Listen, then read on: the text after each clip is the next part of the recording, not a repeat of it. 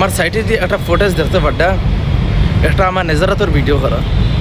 আমি এইমাত্র ভিডিও করলাম। তো দেখো, এই ভিডিওটা দেখার পরে আমি খুব কষ্ট লাগলো আমার মনের ভিতরে। কারণ দেখো, মানুষ যে এত অসহায় হইতে পারে, আসলে ভাই এই মানুষটার দেখার পরে আমার মনে লাগছে যে মানুষ এত অসহায় হইতে পারে।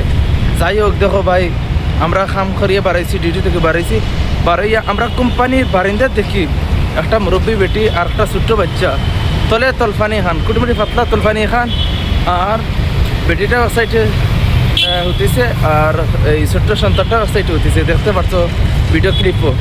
তো এটা দেখার পরে অনেক কষ্ট লাগলো।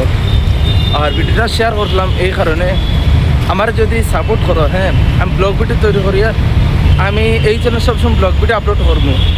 আর আমার যদি সাপোর্ট করো আপনারা, তাহলে আমি যদি বড় কোনো কিছু হতে পারি, বড় ইউটিউবার হতে পারি, বা কোনো কিছু অর্জন করতে পারি আপনাদের ভালোবাসায়, তাহলে আমি কি করব, এইরকম যে গরিবগুলো মানুষ আছে তাদের পাশে দাঁড়ানোর চেষ্টা করব। আর একটা জিনিস শেয়ার করি, দেখতে পাটা মানে ট্রাফিক ছুটিছে, গাড়ির সাথে গুল্লিল না দৌড়ার। হ্যাঁ, এখন মানে আমি ও রাস্তা থাকিয়া ও সাইডে যাইতাম, ও সাইড থেকে আমি ও সাইডে যাইতাম।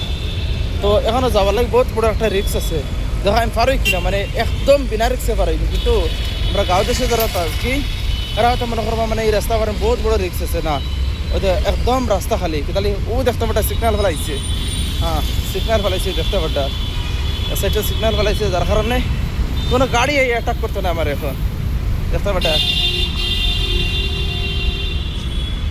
এখন ওদিক দিকে সিগন্যাল দিছে ও সাইডে যাওয়ার কারণে। হ্যাঁ,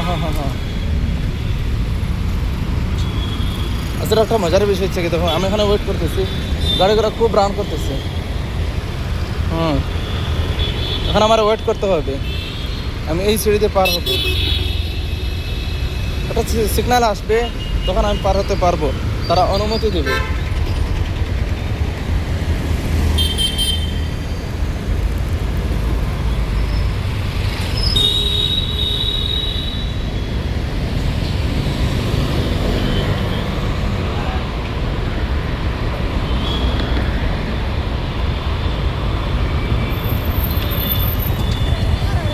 হ্যাঁ, সিগন্যাল পড়ে গেছে, দেখতে পারতেছেন, বুঝছো?